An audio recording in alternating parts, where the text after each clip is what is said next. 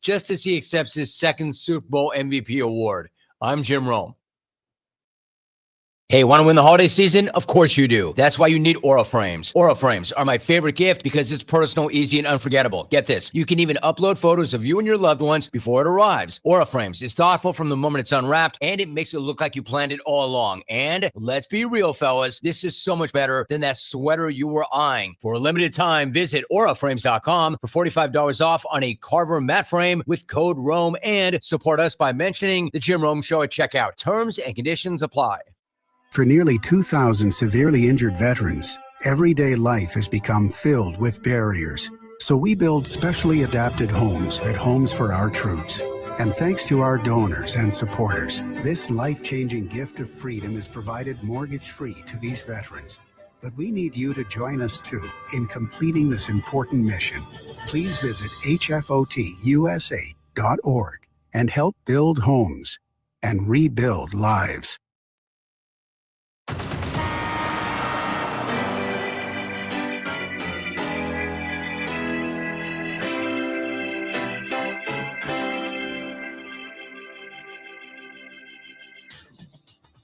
Now, from Wichita's most listened to sports radio, 97.5 and 1240 KFH, this is Sports Daily. Well, hey there. Welcome in, everybody. Glad to have you with us on a Friday. TGIF here with Sports Daily. Jacob Albrock, TJ Cleveland, coming at you for the next little while here, getting you ready for a football weekend all across the landscape. High school, college, NFL. We got college hoops this weekend. We've got a good Thursday night football game to discuss today, and it certainly has implications on the Kansas City Chiefs. We'll cover it all. Max Power has your KFH hotline at 869-1240. We've got you on our video streams on X and YouTube today. Still working to get Facebook reconnected. 12 News Connected is another place you can watch us, which we appreciate. And, of course, you can listen to us as well on the Odyssey app. We have all kinds of good stuff coming for you today. We'll bring in the full cast of characters to make our football picks in the second hour. It's all What's on Tap, brought to you by the Wichita Brewing Company, where groups gather for holiday fun. Beers with the boys, girls' night out, or a glass of wine with a longtime friend. WBC, the place where groups gather for the holidays. East, West, or historic Delano. Wichita Brewing Company, pizza and beer made here. TJ, good morning. How are you? Jerome Tang said PJ Haggerty is the best player in America. You agree? Right now, I think it's totally reasonable to make that case. Yeah. He is real good. Really good. Last night you watched that game. This was the reaction from the K-Witchers watching that game last night, is that, man, Haggerty's good. And then he made another three. It's like, God, like, he's like, how many points does he have tonight? And then you look, it's like, oh my gosh, he almost had 40 points. Like, he is a legit scorer. He is so fun to watch. And I think K-State basketball might be kind of good. And I think that was what we needed to start the show with. Yeah, we thought that, and then you had the Tulsa game. But again, I caution people, we don't know anything about Tulsa, right? Like, don't overthink that one. They won the game, right? Who knows what Tulsa is going to be this year, and who cares? They won. Mississippi State, we know, will be pretty good. At least we think that they will be. And yeah, in K-State, it's another game where they get close to 100. Like, this will be one of the best offensive teams in the country. They have been that thus far this year. They're one of the best three-point shooting teams in the country, and they're led by a guy who was kind of the top fish in the transfer portal waters for a reason. Haggerty's he's a baller, man. He's got as much offensive skill as any college player in the country. Is he the top NBA guy, Darren Peterson or DeBont? No, but it doesn't matter. This is college basketball they're playing. He's the NBA guy. But as attention is drawn to this freshman class across college basketball because it's really, really good, don't sleep on a guy like PJ Haggerty, who's been doing this for a long time and has been really good at this for a long time. Yeah, he looks every bit of the part they brought him in for. He looks fantastic. I'm less, that part of it, TJ, though, as K-State wins 98-77 last night. We kind of expected that, didn't we? Like, we expected Haggerty to be really good. Maybe not. Yeah. Maybe not quite to this level, but I expected him to be an All-American candidate. Like, he came into K-State, and that's what we wanted. What's impressing me about the Cats is how well everybody else is kind of fitting in around him. And as we're questioning their defense early in the year, coming back out and holding a pretty good offensive team in Mississippi State, at least they have been thus far this year, to 77 and beating them by 21, I'll take that all day long. And we're starting to see like all of these trends they're trends. They're not just flashes in the pan. Abdi Bashir's a great 3-point shooter. Kostic is starting to take a few more in the game. He had a couple good looks that didn't go last night. Castillo continues to be a weapon. And this is a team that you can see the pieces. I'm with you. I think this is this is a team that can compete for a Big 12 championship. I don't think that's out of line at all. Yeah, it's a big deal that's the one thing I thought about this morning whenever I woke up, is the fact of like, for as much flack as everybody gives the transfer portal, because every fan in the country gives transfer portal flack. Like, if you have a team that's not good enough one year, you can immediately be good the next year. And it's starting to feel like K-State may have just gotten it right this summer, and they feel like they're a really good team. But again, it's November. We are really pumping up the Shockers and the Wildcats, so we'll see if that actually holds any weight whenever the actual games start. Yeah, we're pumping them up because we're seeing things that we haven't in a couple of years. And as far as transfer portal, before KU fans see, this is the problem. Why can't KU do that? They have. Hunter Dickinson was the biggest piece in the portal. Remy Martin was the biggest piece in the portal. 2 years ago when they got the guy from Alabama, they got the two biggest pieces in the portal. The Wisconsin, I can't even think of their names now because they were such non-factors. Store and Griffin. whoever. Yeah, those were the biggest pieces in the portal. So they haven't been the right ones. And this appears to be, and we said it from the second we saw it, because we all know Haggerty well because of AAC basketball. The second it was K-State, it made all the sense in the world. It's like, man, that's a perfect fit for his style and what he's going to want to do. He could not have found a better home than at K-State, because Jerome Tang will absolutely let him go shoot it 20 times a night and be perfectly fine with it. Yep. Jacob, did you watch the game last night? Are you a Peacock subscriber? I did. Yeah, I got the end of the first half and the end of the second half. Wow. I was flipping back and forth. I figured that you weren't going to be a Peacock kind of guy. No, we've got. I don't remember why we've got Peacock, but we've got Peacock. Okay. Maybe have done maybe did a trade with Nana. Paramount for Peacock, I think, is what we did. So we've kind of got like dual access there. There you go. Yeah, that's one of the perks of working in TV sports, is that you'll find a way to get the games. So I'll find a way to watch all the games. So I had that one on last night through my computer. I like their broadcast, by the way. I thought they did really good. So between that and Thursday Night Football. Mostly the NBC thing. Thursday Night Football, which we'll get into on the other side here, it was a really entertaining game, I thought. The Texans get it done. We all kind of liked that line, honestly.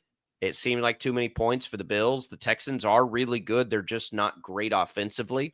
But 23-19 winners over Buffalo last night, led by that defense. I mean, they made it a bad night for Josh Allen. They were on him like crazy. And Will Anderson is so good. Well, look, this is a team the Chiefs still have to play, right? But they had 5.5, 6.5, 7.5, 8 sacks in the game, I think it was, maybe even more than that, against Josh Allen. And the Bills line was a little depleted. I get it, but Houston's a team Kansas City still has to play. And we know what pass rushing can do to the Chiefs offense. They're good, man. They got off to that rough start, and they still, last night, TJ, they only had 260 yards of offense. Like, their offense is not good. No. But they are collectively, through that defense, a really good team. What's the deal with Stroud? Is he out for a while? He probably will be back next week. Yeah. And Davis Mills has done a really good job. But we've seen Davis Mills for a long time. I think you hand it back to Stroud when the time comes. They've developed more of a running game behind the rookie Woody Marks. They've got some receivers back healthy finally. That's kind of been a problem for them. But even then, they still didn't do a whole lot offensively, but they don't need to. And I think they're comfortable living in that world. Buffalo is a juggernaut offense. Now, they're all kinds of banged up too. They're down a bunch of receivers. They're down a bunch of pass catchers. I get it. Their offensive line was kind of in shambles. But that's Buffalo coming in prime time. and only scoring 12 points of offense, because remember they had the kick return. 4 field goals. It's all Buffalo was able to get against Houston. Bills and Ravens are down this year. Good thing the Chiefs are taking advantage of it. That makes you want to revisit yesterday's Bills, Ravens, Chiefs versus the field conversation, doesn't it? We'll come back. We'll dig into that game a little bit. What does that mean for the Chiefs? Is that a good or a bad outcome for Kansas City? We'll discuss when we return.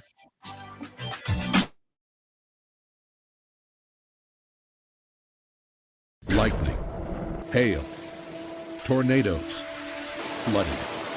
It's the worst of severe weather, and it's coming. Spring brings warmer temperatures, but also dangerous weather conditions. Stay up to date day or night with the Storm Team 12 weather app. You'll get accurate forecasts, so you can plan ahead and stay safe, no matter the weather. Download the Storm Team 12 weather app, brought to you by Stutzman's Greenhouse. The future of television has arrived. Next Gen TV is here with stunning video, movie theater quality sound, enhanced voice clarity, and interactive features, all upgradable for the future. Learn more at watchnextgentv.com.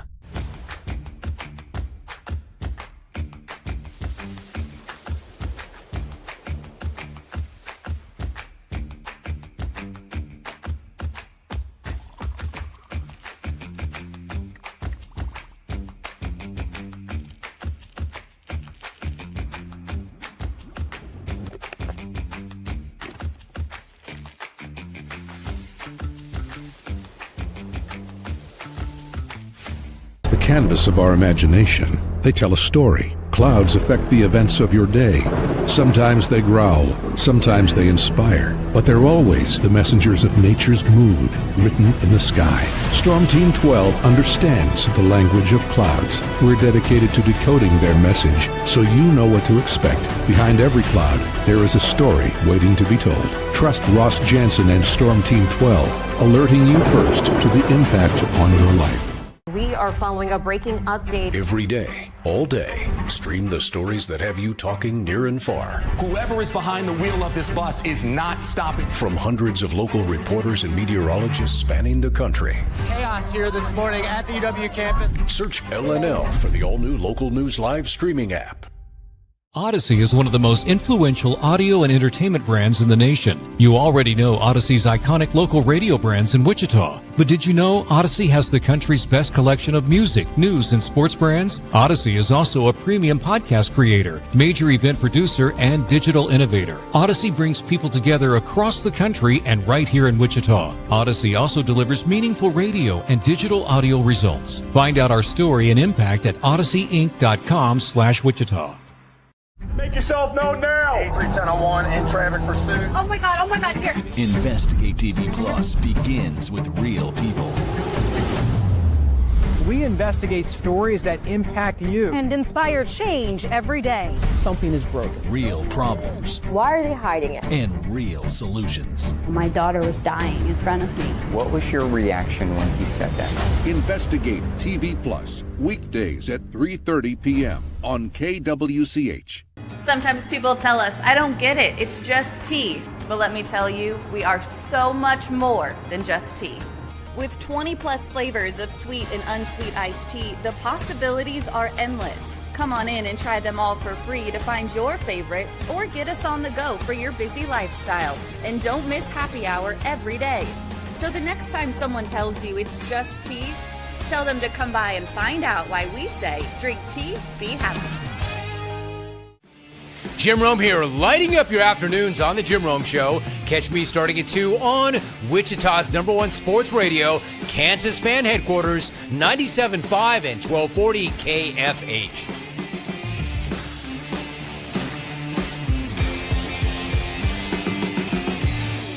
Mornings are busy. We're here to make your mornings better. We report the stories that affect you. 3 more hospital lies from contaminated apple juice just a day after the FDA issued a recall. We're here to make your mornings better. Closing east and westbound lanes of K96 for repairs. With 12 News, you're prepared for your whole day. Scattered thunderstorms across the state into the afternoon. Stay a step ahead with 12 News this morning on KWCH and KSEW.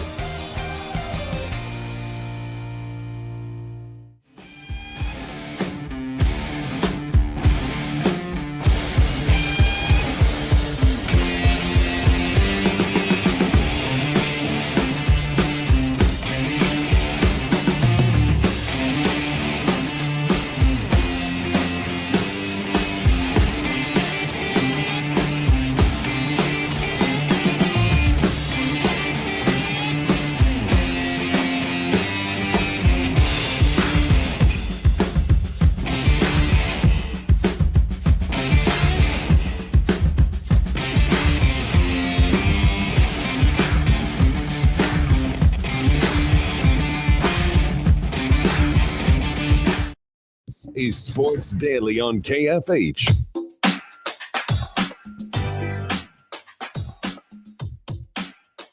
right, coming up in just a little bit, we're going to talk high school football on to sub-state, 2 wins to state championships. High school football coverage on Sports Daily brought to you by Zentex Remodeling Group. Remodel your bathroom in as little as one day with Zentex Remodeling Group, ZINTEX.com.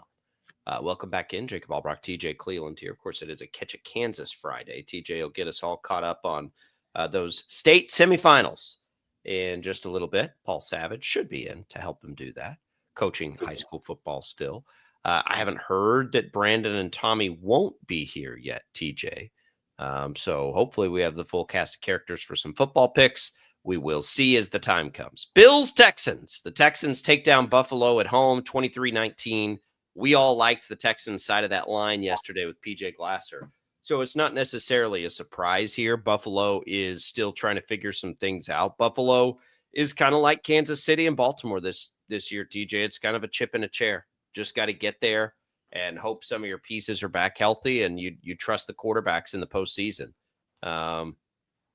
But right now, they're kind of in that mix. The AFC is a jumbled mess. I've been thinking a lot last night as I'm watching it, like what would have been the better outcome for the Chiefs? And honestly, that was probably the better outcome. It's really annoying that Kansas City right now loses tiebreakers to all the teams currently sitting ahead of them in the wild card that are in the wild card spots. The Chargers, Buffalo, Jacksonville.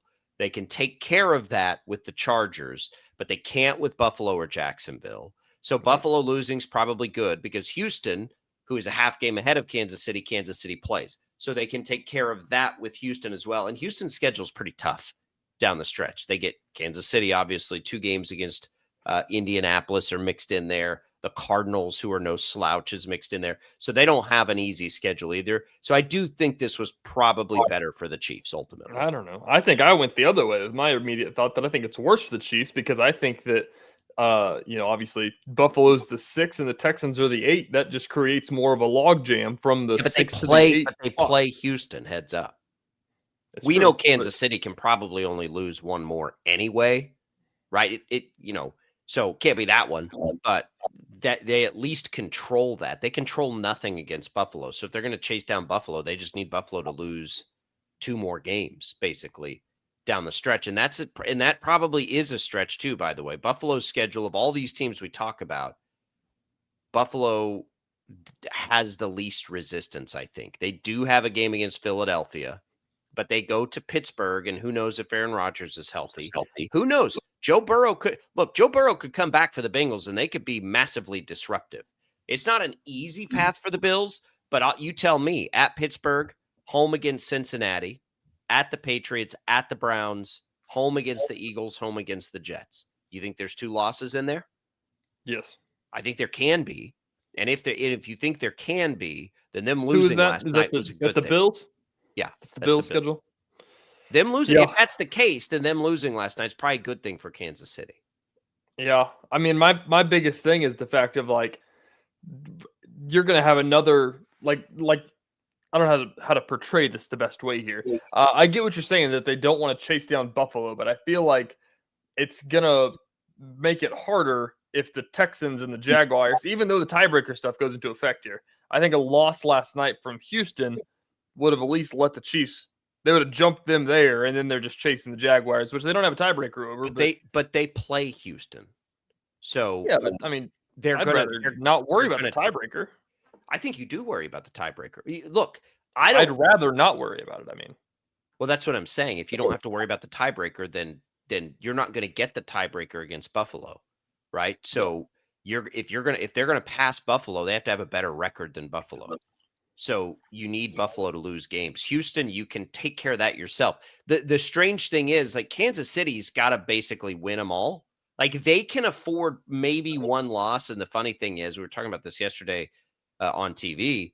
The funny thing is, the Colts would be a game. If you had to lose one and you could cherry pick it, the Colts would probably be the one because it doesn't really impact you in any way, right? They got to go 6-1 either way. So if you're putting them at 6-1 to get there, then then they've got to, and their chances to pass Houston, they control, right? They control their path against Houston. They don't have control against Buffalo. They don't have control against Jacksonville right now. And those are two teams they're chasing. So I think the best case scenario for Chiefs fans is to root for Buffalo and Jacksonville to lose as many games as they can, because that's out of control. You control Baltimore, but I think Baltimore is going to win the division. So here's Jacksonville's remaining schedule: at Arizona, at Tennessee, home against the Colts, home against the Jets, at Denver, at the Colts, home against Tennessee. So there's losses in there. There probably are. We need, three of them. If you think the Chiefs are going to go 6-1, you'd need them to finish 4-3 over that stretch. And two of those games are against the Titans and one are against the Jets. So there's three of them that they're probably winning. That means they have to, you're asking a lot. Jacksonville has the better schedule of all these teams. You're asking a lot of the Jaguars. But I would tell you that, in my opinion, they're the least qualified of these teams we're talking about, too. So if the Titans are going to get one, you'd maybe think it was a Jacksonville game. I'll ask you this. Go ahead. I'll ask you this hypothetical. If the Chiefs go 6-1, but one of their one losses is against the Texans or the Chargers, is that enough? Big trouble. They'll be in big trouble. That might not be enough if it's 6-1. It's hard for me. Sorry, it's hard for me to imagine that an 11-6 record isn't going to be enough. Just however it shakes out, but it could. But yeah, those are games you feel like you can't lose. You have to beat the Chargers. You have to beat the Texans, or it's going to be a real problem. The Chargers' remaining schedule, and the Chargers are getting banged up again here. They can't stay healthy, so they're going to come out of the bye, which they have this week. They get the Raiders at home, Philly at home.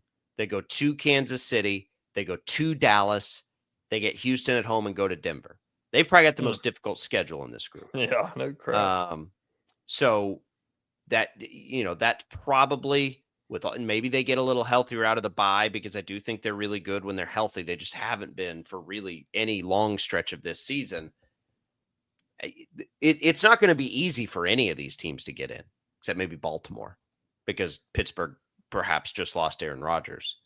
But Cincinnati could have something to say about playing a huge spoiler for some of these teams if Joe Burrow's back. Joe Burrow could be back this weekend. He's practicing in full right now. No. The AFC is it's a hot mess. It's a lot of good teams. And depending on what you think of Denver, New England, and Indianapolis, it's no great teams. The NFC is not all that different. I think most people probably would qualify the Rams as one of the league's quote unquote great teams this year. Philadelphia is a great defense. They just haven't found it yet offensively, but I just kind of trust them at this point. As much as that makes me want to vomit. You just do a little bit. But then you go to the AFC, and two of the teams that I kind of like as teams to go on runs in the playoffs aren't even in the playoffs right now. Kansas City and Baltimore. They're not even in if the playoffs started today. I know. This is going to be such an interesting experiment on how people view the NFL based on how this goes. Because, what if the Chiefs sneak in and then just lose that wild card round? What if that happens to Buffalo? What if they just don't get in the playoffs?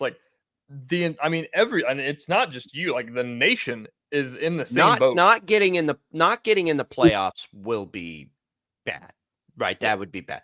Getting in and losing a wild card game on the road.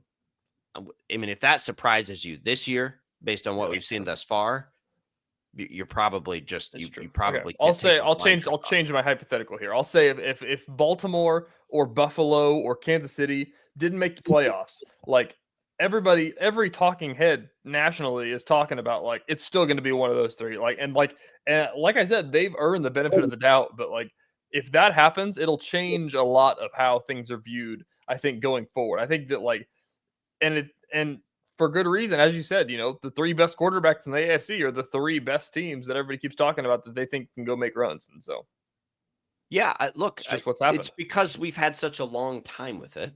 Yeah. And we've all watched football enough to know that you've got a better chance with an elite quarterback because we've gone from the Brady era right into the Mahomes era, and those guys are there almost every year, which sounds absurd when you watch the NFL every week and you see how fickle and volatile it is.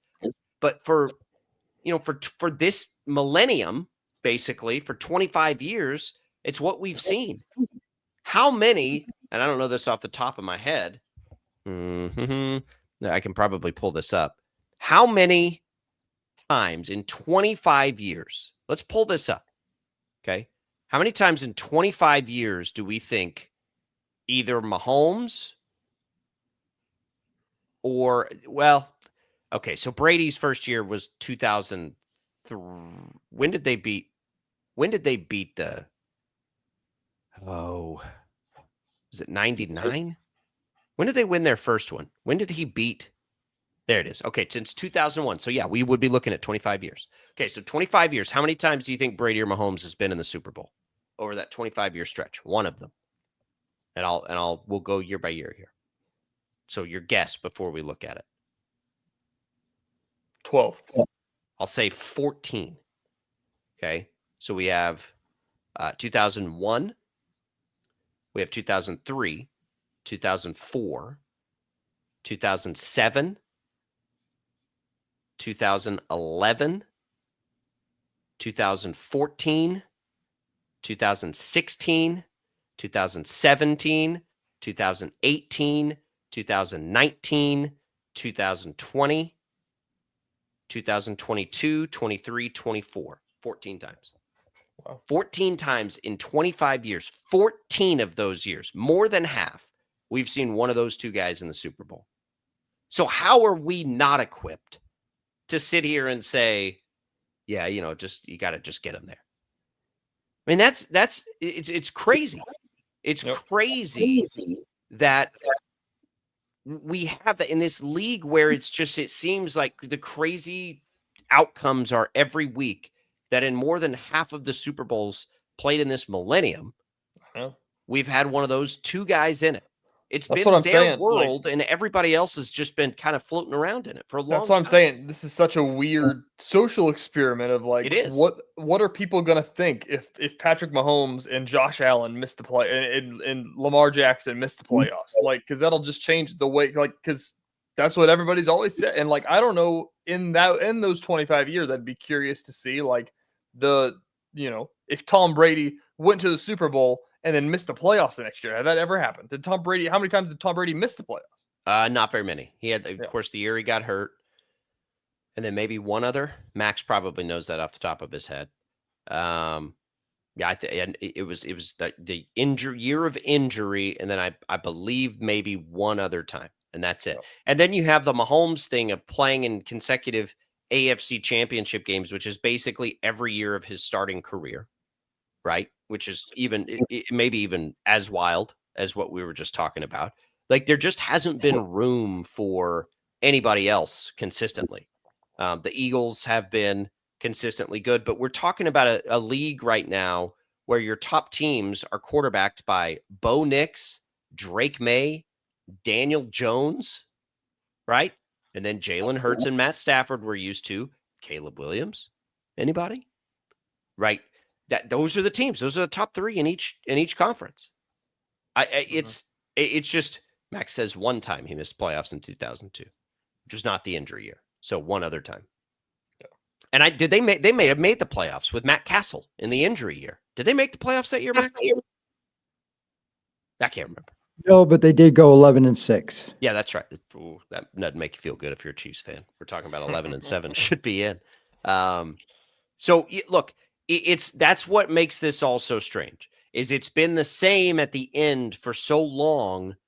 The fact that what we're used to seeing is not there is a little, and who knows? Maybe in 5 years we're putting Philadelphia in the same conversation. Who I don't think so, but maybe. Baltimore, by the way, you want to talk about a really fascinating finish to a season. Baltimore right now at 5-5. Now, their 5-5 is very different than the Chiefs' 5-5, right? They had an injury.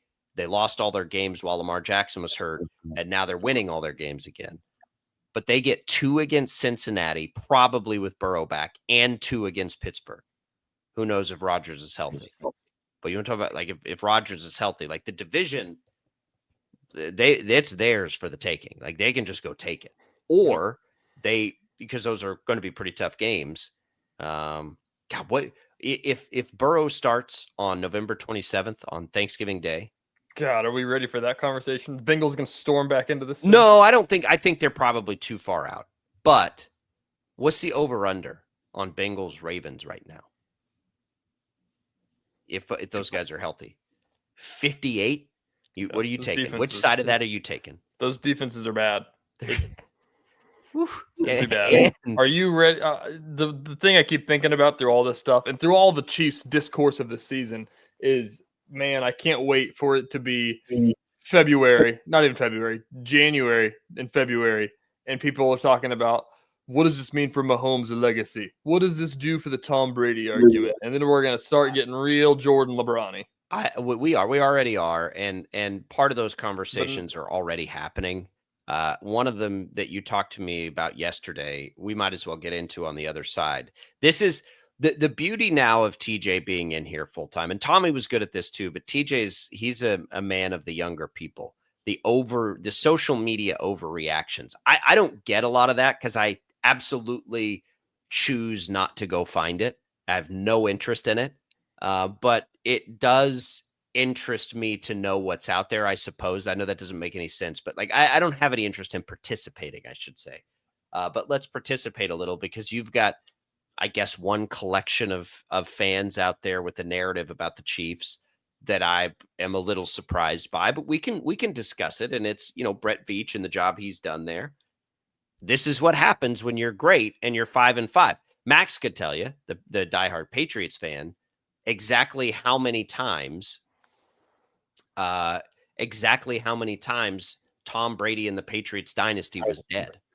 And I talk about this all the time. People forget that there were the gap between the dynasty for Brady was 10 years, right?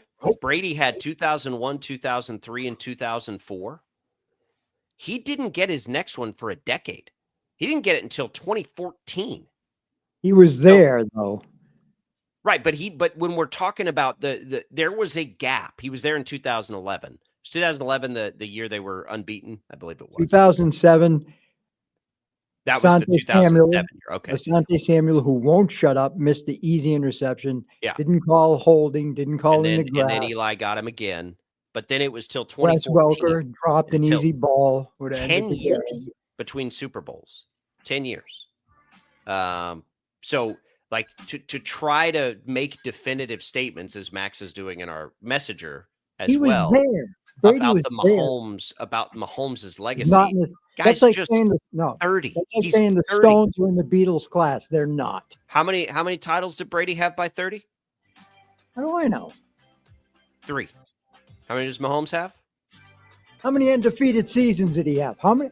What's the differential between their losses in the Super Bowl and Brady's? This is what you're talking about, TJ. This is the LeBron Jordan thing. I know.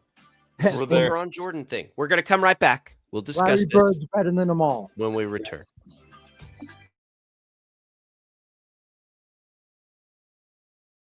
Lightning, hail, tornadoes, flooding. It's the worst of severe weather, and it's coming. Spring brings warmer temperatures, but also dangerous weather conditions. Stay up to date day or night with the Storm Team 12 weather app. You'll get accurate forecasts, so you can plan ahead and stay safe, no matter the weather. Download the Storm Team 12 weather app, brought to you by Stutzman's Greenhouse. The future of television has arrived. Next Gen TV is here with stunning video, movie theater quality sound, enhanced voice clarity, and interactive features, all upgradable for the future. Learn more at watchnextgentv.com.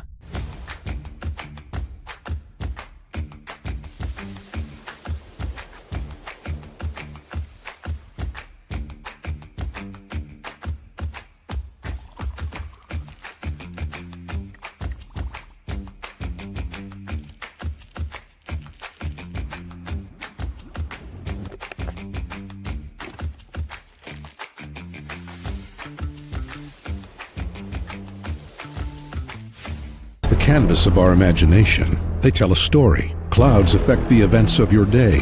Sometimes they growl, sometimes they inspire, but they're always the messengers of nature's mood, written in the sky. Storm Team 12 understands the language of clouds. We're dedicated to decoding their message so you know what to expect. Behind every cloud, there is a story waiting to be told. Trust Ross Jansen and Storm Team 12, alerting you first to the impact on your life. We are following a breaking update. Every day, all day, stream the stories that have you talking near and far. Whoever is behind the wheel of this bus is not stopping. From hundreds of local reporters and meteorologists spanning the country. Chaos here this morning at the UW campus. Search LNL for the all-new Local News Live streaming app.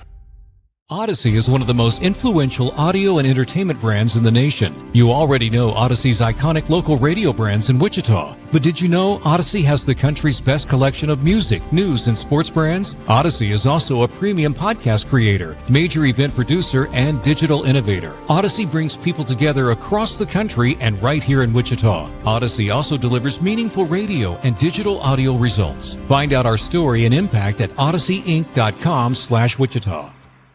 Make yourself known now. 8310 in traffic pursuit. Oh my God, here. Investigate TV Plus begins with real people.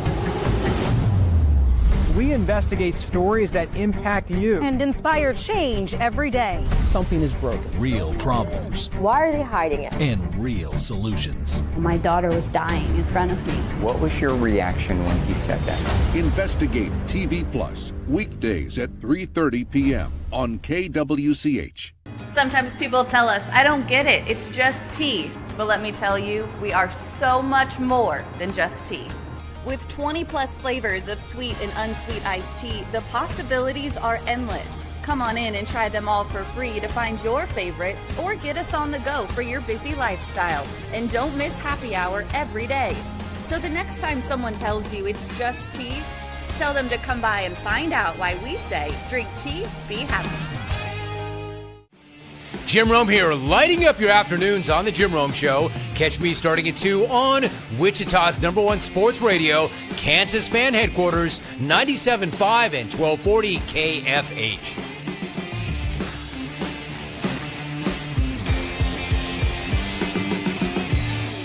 Mornings are busy. We're here to make your mornings better. We report the stories that affect you. 3 more hospital lies from contaminated apple juice just a day after the FDA issued a recall.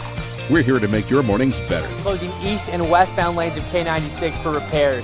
With 12 News, you're prepared for your whole day. Scattered thunderstorms across the state into the afternoon.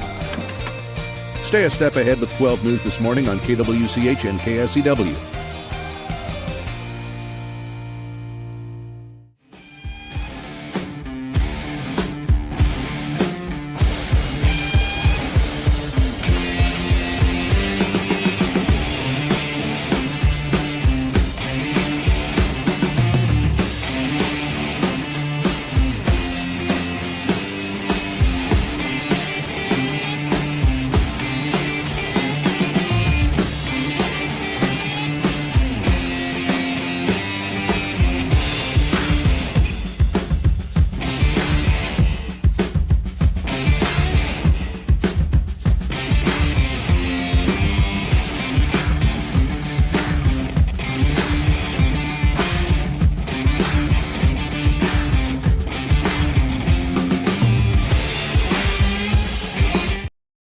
On KFH.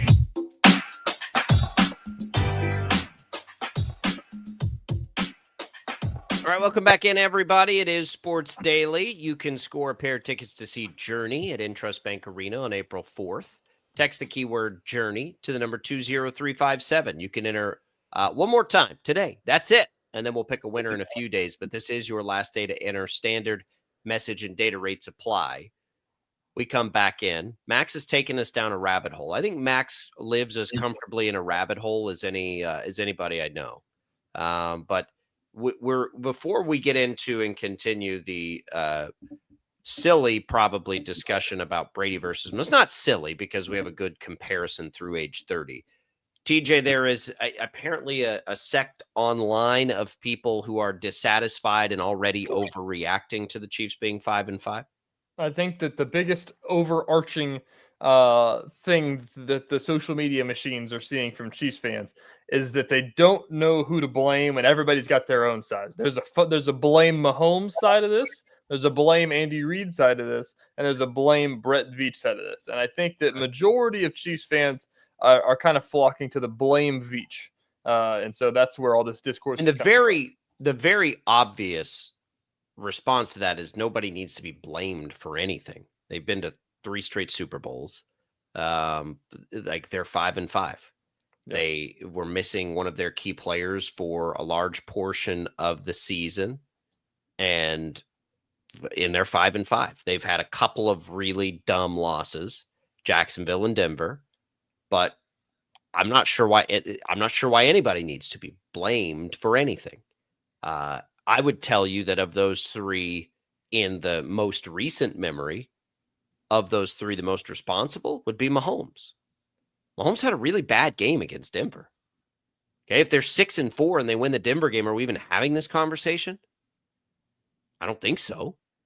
Probably so not. It's a silly, it's an entitled thing. And look, I get it. It's not unique to Chiefs fans. This happens with every fan base that wins a ton. It happened with the Patriots fan base. They were ready to stick a fork in Tom Brady, I don't know, 6 different times. And then they ran him out of town to watch him go win a Super Bowl in Tampa. So this happens a lot. We had the who's more responsible for the wins, Brady or Belichick, that stupid conversation for a long time. And I say stupid, and I participate in them because they're fun for talk radio. But in reality, like they're kind of nonsense. But whatever, they're fun. So nobody needs to be blamed. There's a large camp with Veach, is what you were telling me yesterday, which that seems silly to me too. If you watch the documentary on ESPN, you know how connected Veach was to the Mahomes pick. He could do nothing else the rest of his career and dunk on that decision. But I would argue he's had 2 of the better drafts we've seen any GM have in 22 and 23. And his work with contracts has been phenomenal to be able to maneuver some of the contracts he's been able to maneuver, to be able to make tough decisions on which players to let walk, even though they were really good and fan favorites, and still make it back to Super Bowls, is a skill not every general manager has at all. Trust me, I'm a Cowboys fan. Like, those are difficult things to do. And I think more than anything, he's handled his salary cap. I mean, just in unbelievably well. They have a lot of star players that they've been able to keep. Most teams don't get to do that, and they've been able to do it. Mahomes is a big part of that, right? And Kelsey, both playing for less than what they're worth. But you got to get them to do it. It's more so, I think, the argument that they keep making is Veach versus John Dorsey, about like how much did John Dorsey do for all of this compared to what has Veach done for all of this. Veach had a really good 2022 draft class. There really hasn't been any trades. I mean, I can't remember any except for, trading Tyreek Hill and L'Jarius Sneed away. The trade was good. The Frank Clark trade is debatable. I don't think that was a particularly good trade. But they won Super Bowls. Frank Clark was a part of that. So you gotta give a little bit of a nod there. I think if we're looking at draft picks, Veach has made a lot of them. Veach has made a lot of really good. He's just missed on a couple first-round draft picks that kind of sully his reputation a little bit. But he went back-to-back in 21 and 22. I said 23. In 21, Nick Bolton was a second-round pick. Creed Humphrey was a second-round pick. Noah Gray was a fifth-round pick. Trey Smith was a sixth-round pick. Okay, in 22, they took McDuffie in the first. Sky Moore was a miss. Brian Cook, I wouldn't say was a miss in the second round. George Karlaftis was in the first round. Leo Chenal was in the third round of that draft. Jalen Watson was in that draft. Isaiah Pacheco was in that draft. Like, he is killed. He killed drafts for 3 years. In 23, they landed Rashee Rice after they missed on Felix Anudike-Uzomah. They got Rashee Rice in that draft. They got Shamari Connor in that draft. Wanye Morris, I think, has value to this team as a 3rd-round pick. So I don't think he's a bad drafter. I think he's drafted really well. I think he's missed on a couple first-round picks, but they have the luxury of swinging for home runs in the first round. And that's a part of it. I mean, you don't want to miss on those picks, but if you're going to take a shot and take a risk, I mean, Xavier Worthy might not be a good first-round pick. He also might be hurt right now. We'll see next year. But I think Veach has done a really nice job with the Chiefs. Some of the Veach discourse that's been going on is people bringing up the fact that they traded up to go get Xavier Worthy, and they could have had Ladd McConkey. Would you rather have Ladd McConkey on your team right now? Of course. I mean, it's all hypotheticals. Nothing matters. How many people were disappointed to get the fastest guy in combine history? It's true. In Xavier Worthy. The story is not written on Worthy. Worthy got much better in the second half of last year, and he's been playing through a dislocated shoulder this year. I see that I do see fantasy football discourse. And there's a lot of that. Well, Xavier Worthy's not that good. I'm like, guys, he's playing with a dislocated shoulder. Like, let's be real. I forgot about that injury, honestly, because of the new ankle injury. Yeah, he didn't miss time, basically, with a dislocated shoulder. So let's hang tight there on the and if you'd have listened to this show last year, you would maybe laugh at me saying that, because I was pretty hard on Worthy because he was coming along slow. Now, by the end of the year, he was a weapon. He got really good. And so trust me, I've been critical of Worthy too. But are we having that same conversation if Mahomes hits him on that deep ball? Nope. Against the Broncos? Whose fault was that? Mahomes. Yeah. So, like, context, people. Watch it. Context. Don't be afraid to say, yeah, Mahomes had a really bad game against Denver. He missed a lot of throws. Rice had a bad game against Denver. He dropped a lot of passes. Is that Worthy's fault? No. Worthy should have had a deep ball. Nope. Like, the overreactions to, and again, this comes with winning, and I get it. We have the same conversation about KU basketball, right? Like, when you're so great for so long, you forget what it's like for everybody else. Like, you got to have a chance for mistakes. Just because you don't ever make them for a while doesn't mean that you can't ever make them. Just because Bill Self put together an incredible class of All-Americans that didn't work together, and he was stuck with it for a few years, doesn't mean Bill Self's not still a great coach. Like, you got to take a step back and breathe here. We'll see what happens with the Chiefs this year, but nothing is wrong overwhelmingly with anything. They've had a few really dumb games. And I don't think Brett Veach or Andy Reid had anything to do with either one of them. That was the players not executing. Yeah, I agree. I think that they're just in a funk right now. I think that you can honestly just tab a lot of it up to that. I think that they just haven't found what they're, which sounds insane, but like I feel like they don't know what their identity is out there right now. Even though this is a team that I do 3 weeks ago, I think their identity is a high octane passing offense. Yes, I think they want to be, but they haven't been that. Well, for 3 weeks. They were for a little while, and then they didn't take it on the road last week. Against Buffalo, the offensive line was in shambles, and Buffalo made their life hell. But last week, that's what they want to be. You can see it in his eyes. Mahomes is so pissed still about those missed deep balls. If they hit those 2 deep balls early, even one of them, they win that game, and we're having an entirely different conversation. The fact that they just didn't make, their identity is very clear. They want to be a high octane passing offense, and they're going to be a high octane passing offense. They had the right game plan, scripted up and ready to go against the Broncos. The plays were there 3 times, and they missed on the play. They had the lead late and just needed to run some clock, and they missed the throw to Brashard Smith on the sideline. The identity, the game, it was all there, and it was all fine. They made mistakes. They had too many penalties, and they didn't make a couple of plays that they normally make, and here we are. That's the player's fault. The game plan was fine against the Broncos. There's nothing wrong. Andy Reid didn't do anything wrong in that game. The players didn't make the plays. Andy Reid didn't hold. But at what point, though? I mean, I think that leads right into the next argument about who's responsible whenever the passing game isn't working to line up under center? That's what the new argument is. Like, is that a coaching thing? Is that an Andy Reid thing? No, to it's say Mahomes' thing. Watch that but game. if it Go back doesn't- and watch but if- the Broncos game. Why but did if the it passing doesn't offense work- not work? I know, but if it doesn't work, like, do you change? Like, I think that's the coaching. So you argument change, here. you go to a different quarterback? No, you hand the ball off more. I mean, Oh, no, because the game plan was right. The game plan was correct. They didn't make the plays. It wasn't a game plan issue. Now, you could say Mahomes doesn't have it today. Let's hand it off more. Nobody on the planet's doing that. I'm when the not bullets are not flying. even saying hand the ball off more. Like, quick game pass, like something else other like, you know what I mean? Like, They drop. How many passes did they drop? a lot. That's But what not do you a do? game. Like, what do you do about that? Well, Like, 'cause you they had hope that they your had players execute better.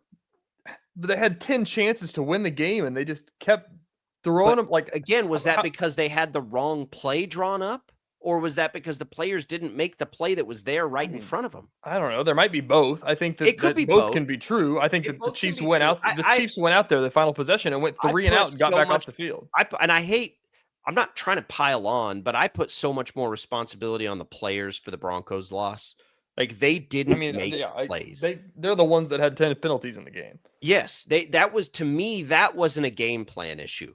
Last year, when the Chiefs, until the end of the year, let's call it early to early mid-season, when they were refusing to run the ball as Mahomes is getting annihilated, that was a game plan issue.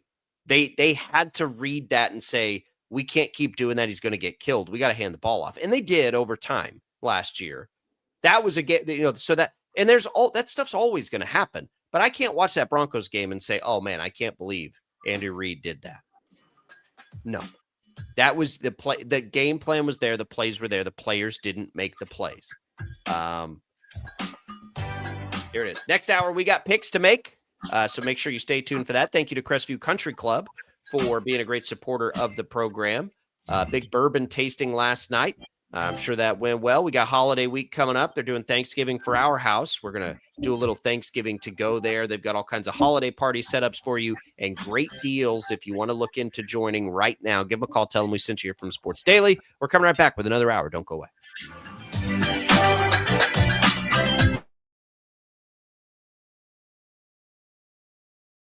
Lightning, hail, tornadoes, flooding. It's the worst of severe weather, and it's coming. Spring brings warmer temperatures, but also dangerous weather conditions. Stay up to date day or night with the Storm Team 12 weather app. You'll get accurate forecasts, so you can plan ahead and stay safe, no matter the weather. Download the Storm Team 12 weather app, brought to you by Stutzman's Greenhouse. The future of television has arrived.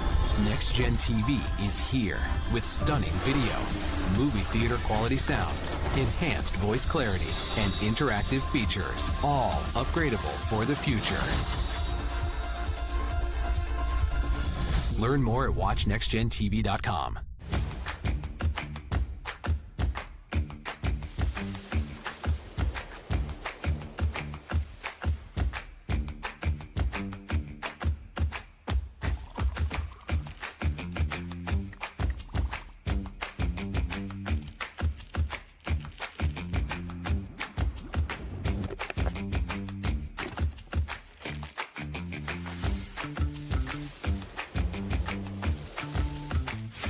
The canvas of our imagination. They tell a story. Clouds affect the events of your day. Sometimes they growl, sometimes they inspire, but they're always the messengers of nature's mood, written in the sky. Storm Team 12 understands the language of clouds. We're dedicated to decoding their message, so you know what to expect. Behind every cloud, there is a story waiting to be told. Trust Ross Jansen and Storm Team 12, alerting you first to the impact on your life. We are following a breaking update. Every day, all day, stream the stories that have you talking near and far. Whoever is behind the wheel of this bus is not stopping. From hundreds of local reporters and meteorologists spanning the country. Chaos here this morning at the UW campus. Search LNL for the all-new Local News Live streaming app. Odyssey is one of the most influential audio and entertainment brands in the nation. You already know Odyssey's iconic local radio brands in Wichita. But did you know Odyssey has the country's best collection of music, news, and sports brands? Odyssey is also a premium podcast creator, major event producer, and digital innovator. Odyssey brings people together across the country and right here in Wichita. Odyssey also delivers meaningful radio and digital audio results. Find out our story and impact at odysseyinc.com/Wichita. Make yourself known now. 8310 in traffic pursuit. Oh my God, here. Investigate TV Plus begins with real people. We investigate stories that impact you. And inspire change every day. Something is broken. Real problems. Why are they hiding it? And real solutions. My daughter was dying in front of me. What was your reaction when he said that? Investigate TV Plus, weekdays at 3:30 p.m. on KWCH. Sometimes people tell us, I don't get it, it's just tea. But let me tell you, we are so much more than just tea. With 20 plus flavors of sweet and unsweet iced tea, the possibilities are endless. Come on in and try them all for free to find your favorite, or get us on the go for your busy lifestyle. And don't miss happy hour every day. So the next time someone tells you it's just tea, tell them to come by and find out why we say, drink tea, be happy. Jim Rome here, lighting up your afternoons on The Jim Rome Show. Catch me starting at 2 on Wichita's #1 sports radio, Kansas Fan Headquarters, 97.5 and 1240 KFH.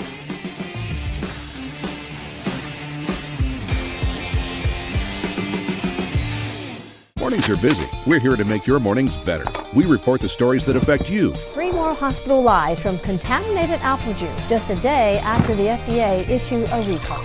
We're here to make your mornings better. Closing east and westbound lanes of K96 for repairs. With 12 News, you're prepared for your whole day. Scattered thunderstorms across the state into the afternoon.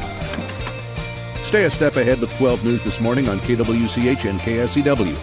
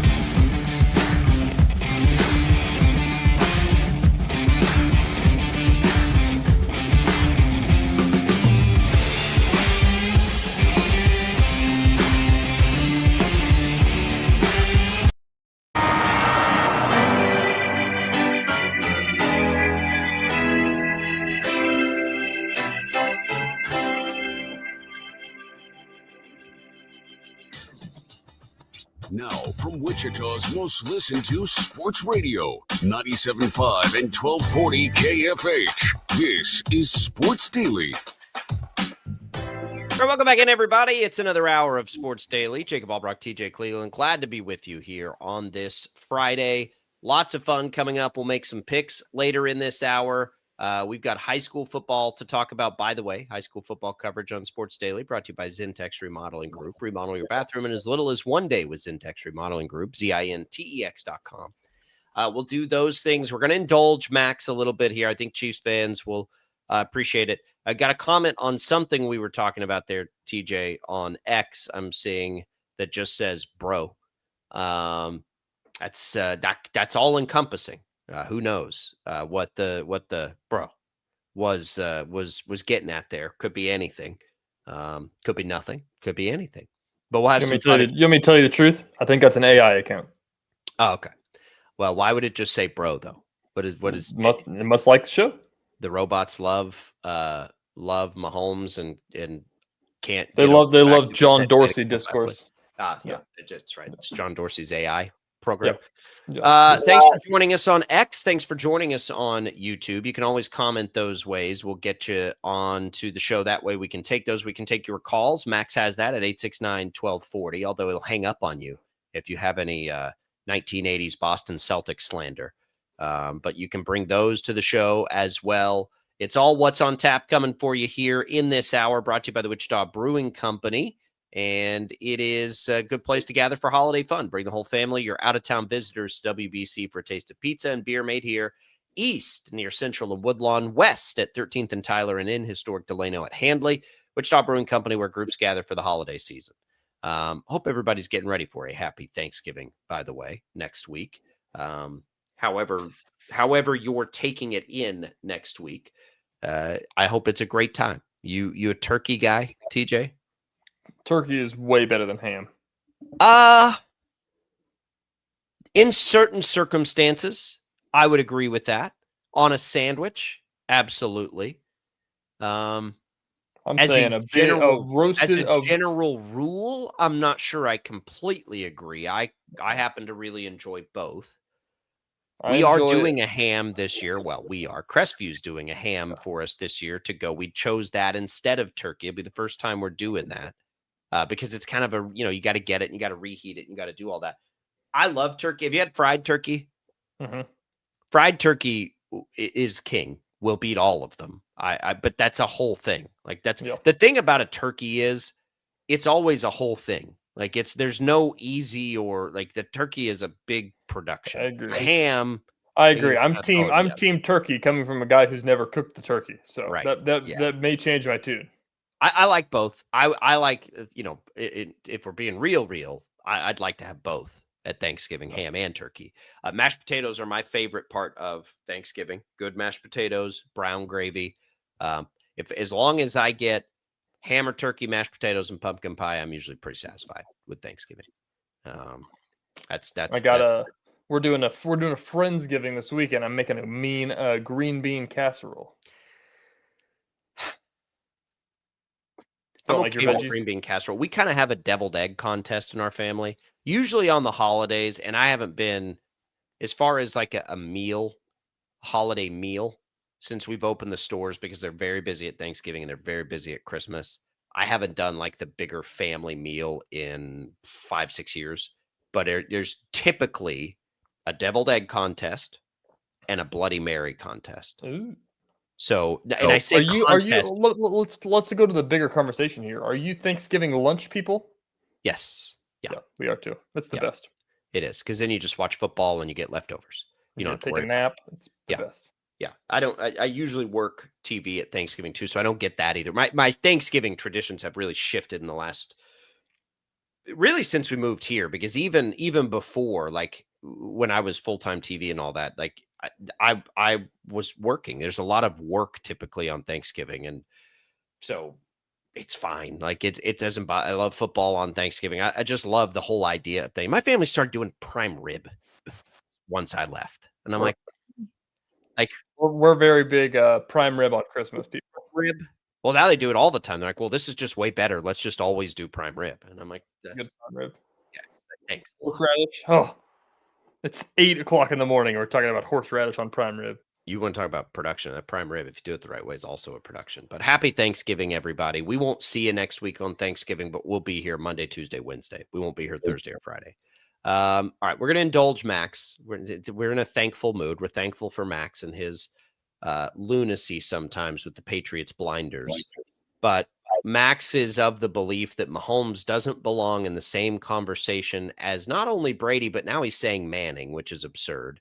But I'll take you to, and this is what is so wild about, and I say this to people all the time, even before Mahomes started threatening, was the craziest thing about Brady's era is how it was separated by basically a decade between those Super Bowl wins. And there were like these two runs, and that's what it's going to take probably for Mahomes to ultimately end up. Now, Mahomes is not there as far as legacy and all that, because he's still 3 Super Bowls short, and it's going to start and end there for Mahomes.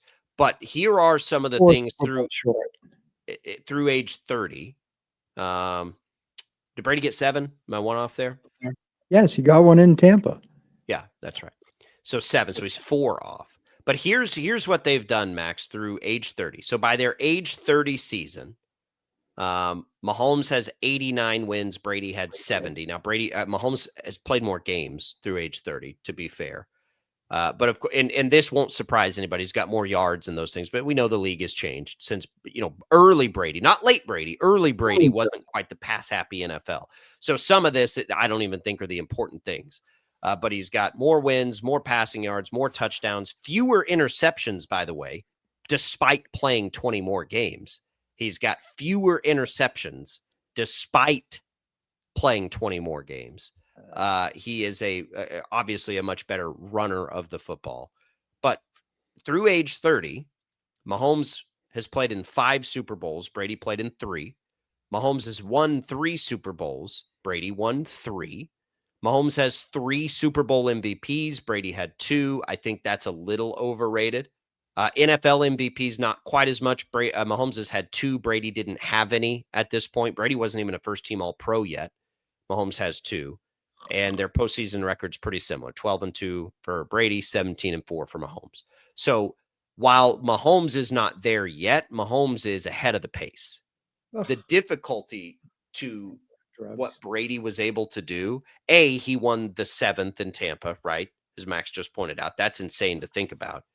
But it's that it was different generations of the Patriots. Mahomes hasn't had to have really a big time different, other than Tyreek Hill, right? Overwhelmingly. Yeah, I mean, Mahomes has won. Had his same crew for the most part all the way through this first part. So what happens when Chris Jones and Travis Kelce retire? What happens if Andy Reid retires, right? Yep. Then what does it look like for Mahomes? And it's going to take a minute to get to that point. We're not there yet. Right? Like, we haven't gotten to that point yet, but it's going to happen. It's going to happen if he wants to challenge what Brady's done. There'll have to be another generation of Mahomes. Brady also, I will say, aged like fine wine. Brady got better as he got older, right? Is that fair? Does everybody agree with that? Like, Brady became a better quarterback as he got older. I don't know that that's going to happen for Mahomes. Yeah, I don't know. That's going to take away the running aspect that he's now kind of developed as well. But I don't know. I mean, he's a better runner now than he ever has been. But exactly, it's just hard to imagine him like physically getting better than he's been because he's been so great. Yeah, like Brady didn't become this massive stat compiler until later in his career. Mahomes has compiled stat. I don't think he's going to get better at that. Can he maintain it? Maybe. Well, the rest of this season is going to probably, impact what people think about that, because I thought this was going to be the year where he led the league in all the stats, and he still could. There's still plenty of time. Yeah. But you see games like the Broncos, and you're just like, oh, there was so much left on the bone on that. Yeah, I agree. And let me be clear here. I don't want to bring up a Brady Mahomes argument on November 21st, 2025 for no reason. The reason I'm saying that brought it up at all is because that if the Chiefs miss the playoffs, it's going to be. We're in that. No, you bring it up for the right reason. We're in that mode my right point now. Here. Yes, my point here is that it brings the argument of LeBron Jordan whenever it's like LeBron lost in the finals 4 different times. But is a finals loss better than not making the finals? And now we're going to start getting that argument about So yeah, of course it is. Ultimately it just matters how many you win when we're talking about that conversation. Jason chimes in, says ham is far superior to turkey, no matter the occasion. Give me that mashed potatoes, white gravy. Ooh, Jason, listen. I'm not here to slander turkey. Ham's also really good, but we're going brown gravy. At least for Thanksgiving. Are you putting your ham in your white gravy? That just sounds like a monstrosity at that point. Well, now listen, at my Thanksgiving plate, it's all coming together. I know, but brown gravy, you can do that. White gravy. Brown gravy. I'm not. I mean, white gravy's okay. I will say a good mashed potato. I'm probably team white gravy on that, but Thanksgiving it's definitely brown gravy on everything. I'm brown gravy across the board except for biscuits and gravy. That would be the only time that I'm white gravy. All right, we're coming right back. Let's make some picks when we return on Sports Daily.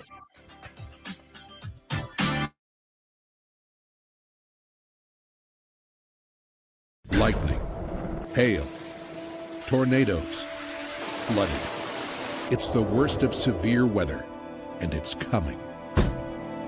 Spring brings warmer temperatures, but also dangerous weather conditions. Stay up to date day or night with the Storm Team 12 weather app. You'll get accurate forecasts so you can plan ahead and stay safe, no matter the weather. Download the Storm Team 12 weather app, brought to you by Stutzman's Greenhouse. The future of television has arrived.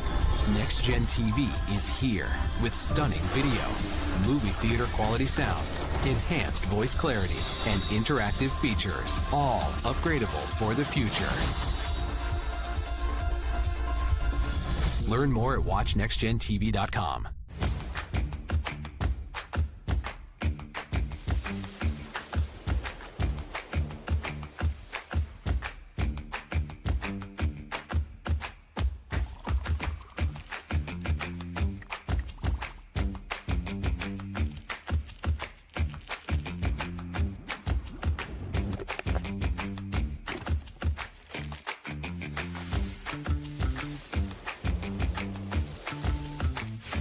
The canvas of our imagination. They tell a story. Clouds affect the events of your day.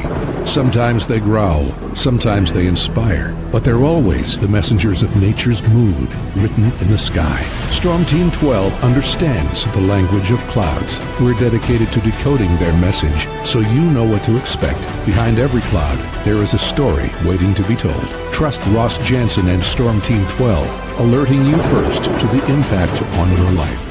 We are following a breaking update. Every day, all day, stream the stories that have you talking near and far. Whoever is behind the wheel of this bus is not stopping. From hundreds of local reporters and meteorologists spanning the country.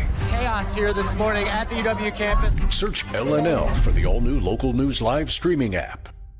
Odyssey is one of the most influential audio and entertainment brands in the nation. You already know Odyssey's iconic local radio brands in Wichita. But did you know Odyssey has the country's best collection of music, news, and sports brands? Odyssey is also a premium podcast creator, major event producer, and digital innovator. Odyssey brings people together across the country and right here in Wichita. Odyssey also delivers meaningful radio and digital audio results. Find out our story and impact at odysseyinc.com/Wichita. Make yourself known now. 831001 in traffic pursuit. Oh my God, here. Investigate TV Plus begins with real people. We investigate stories that impact you. And inspire change every day. Something is broken. Real problems. Why are they hiding it? And real solutions. My daughter was dying in front of me. What was your reaction when he said that? Investigate TV Plus, weekdays at 3:30 p.m. on KWCH. Sometimes people tell us, I don't get it, it's just tea. But let me tell you, we are so much more than just tea. With 20 plus flavors of sweet and unsweet iced tea, the possibilities are endless. Come on in and try them all for free to find your favorite or get us on the go for your busy lifestyle. And don't miss happy hour every day. So the next time someone tells you it's just tea, tell them to come by and find out why we say drink tea, be happy. Jim Rome here, lighting up your afternoons on The Jim Rome Show. Catch me starting at 2 on Wichita's #1 sports radio, Kansas Fan Headquarters, 97.5 and 1240 KFH.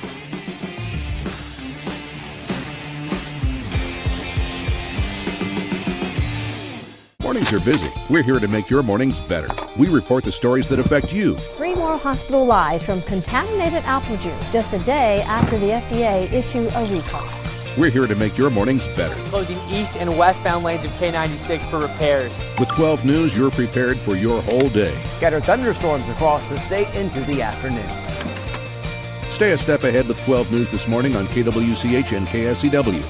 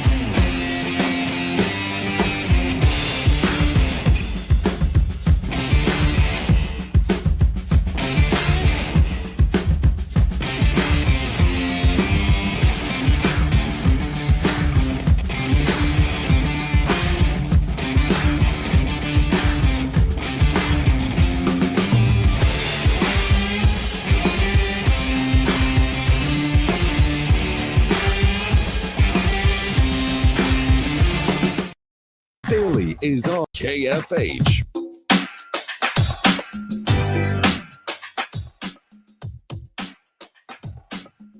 All right, welcome back in here, everybody. We've got picks to get to. Before we do that, want to tell you about the Odyssey Holiday Hookup now through Friday, November 21st. That's today, but at 11:30. So you got a minute to enter this. We're taking care of the food and fun this Thanksgiving. A full holiday feast and Thunder tickets for the whole family. Smoked turkey, ham. You don't have to choose here, is what we were just talking about. All sides from Hog Wild Pit Barbecue, more than $200 in value, and 10 tickets to the Wichita Thunder Star Wars night on November 29th.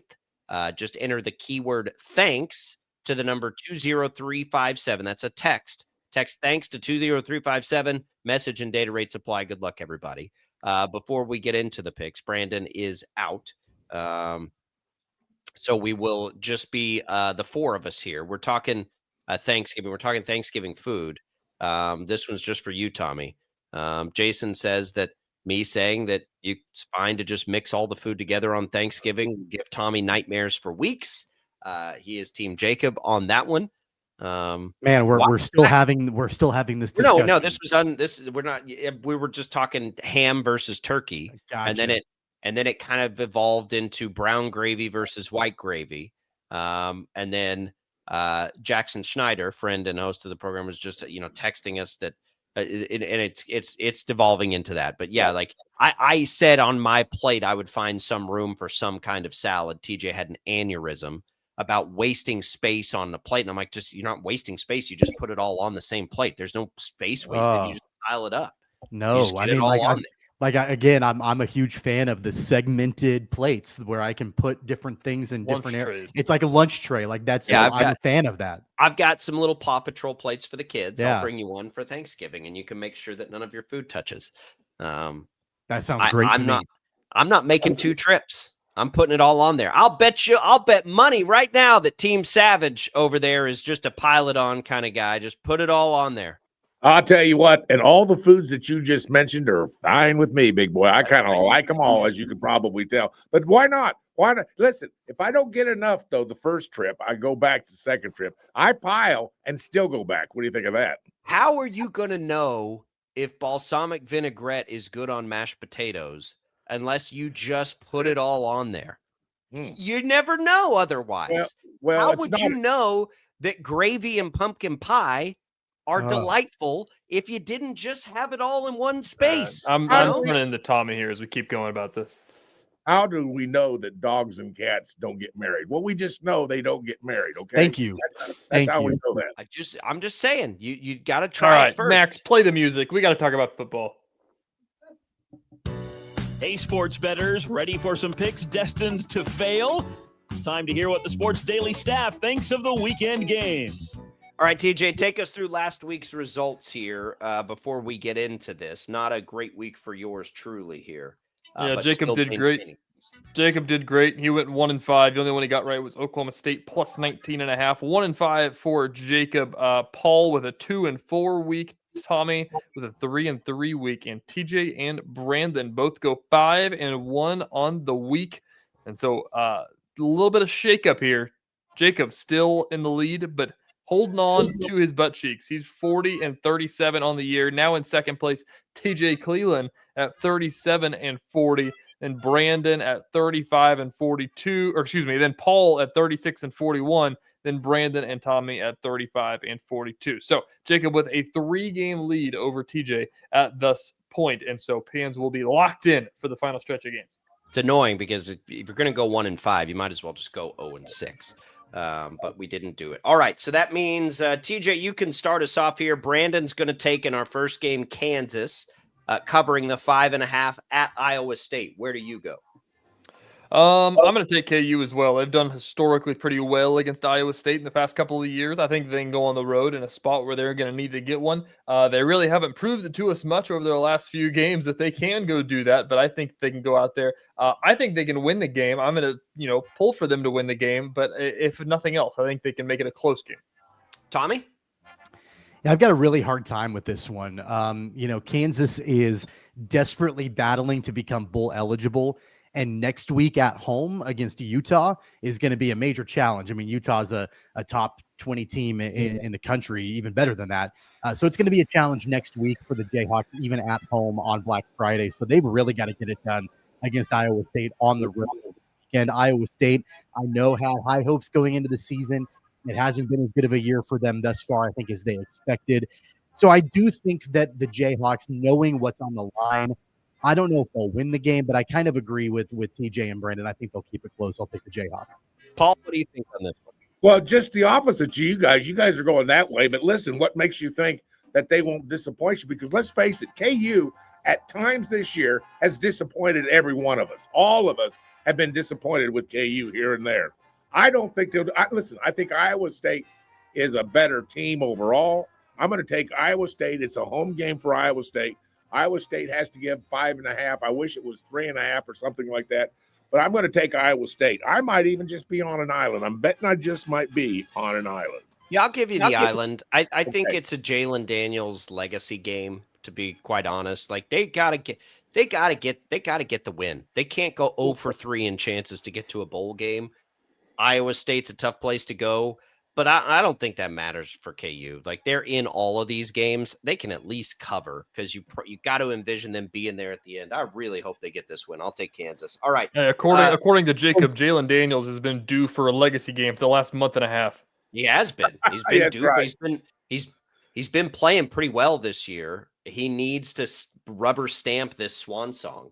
Maybe the last year I have been looking. Utah's 17.5-point favorite. Brandon's taking Utah. Tommy, Utah's a 17.5-point favorite here. You comfortable laying that? I mean, you would think that the Wildcats could cover 17.5, even though it's against a team like Utah, even though it's on the road at Utah. You would think that the Wildcats would be able to do that. But then, of course, we saw what Kansas State did against Oklahoma State last week, and that was so unimpressive, even though the Wildcats did get the win. Oklahoma State is historically bad, and the Wildcats looked pretty awful too, even though they got the win. This one's difficult as well, but I mean, man, like I feel like the Wildcats should be able to cover 17.5, right? I don't know. I'm up in the air about this. I'm going to take the Wildcats. Paul. Well, I'm just the opposite of Tommy. I have no confidence in the Cats. You're right. If you watched any part of that Oklahoma State K-State game, you could see that Oklahoma State is horrible.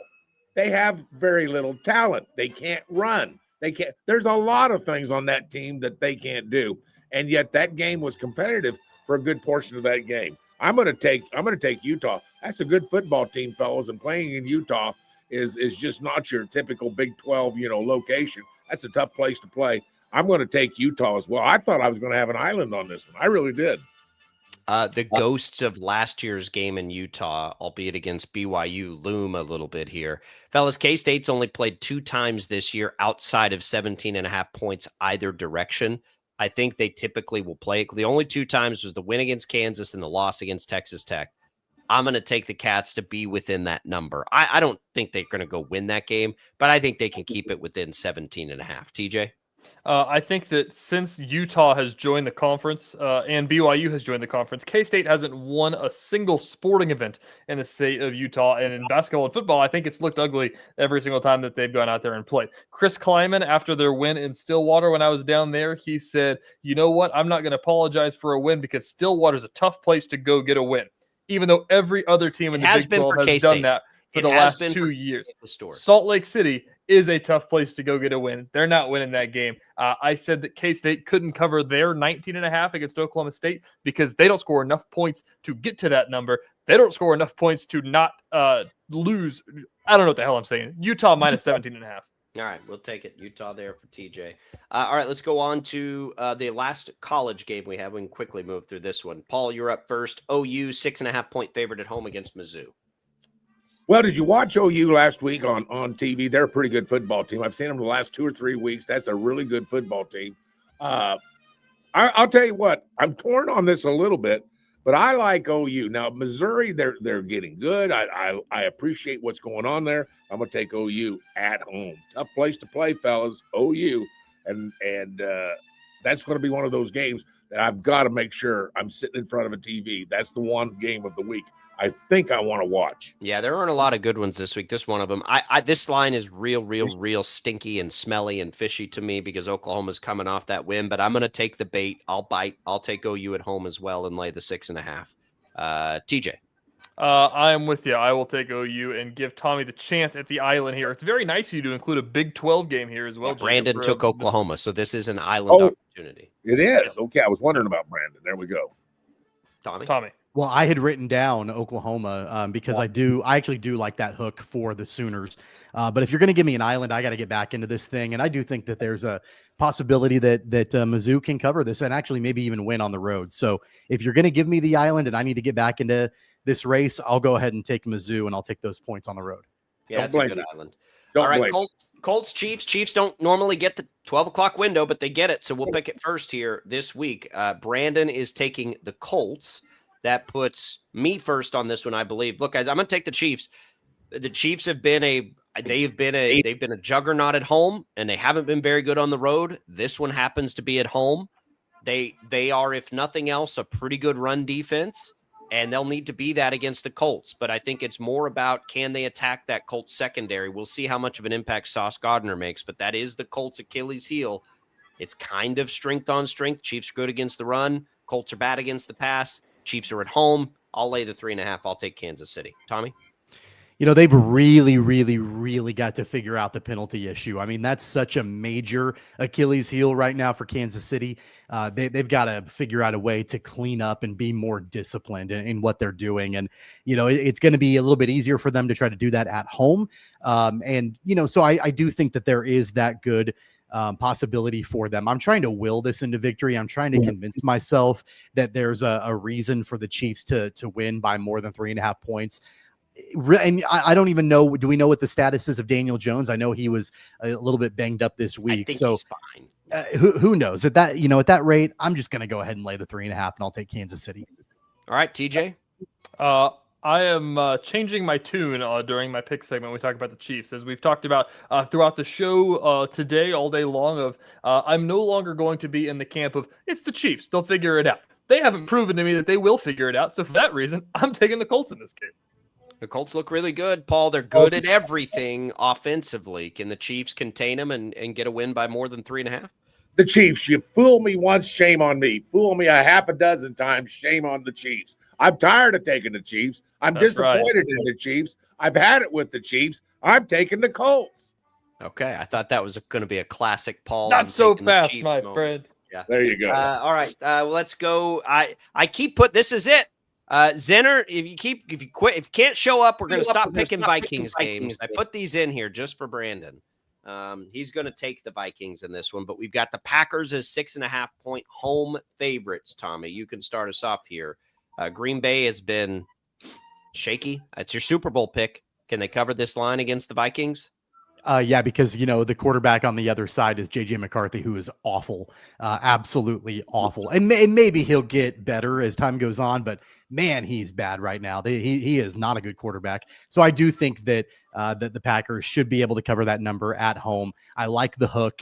I think it'll be a touchdown type game in Lambeau.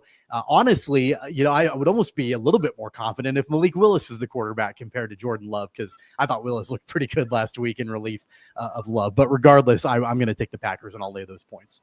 Paul? No confidence in the Vikings this week. For all the reasons that Tommy just mentioned, there's some problems with them.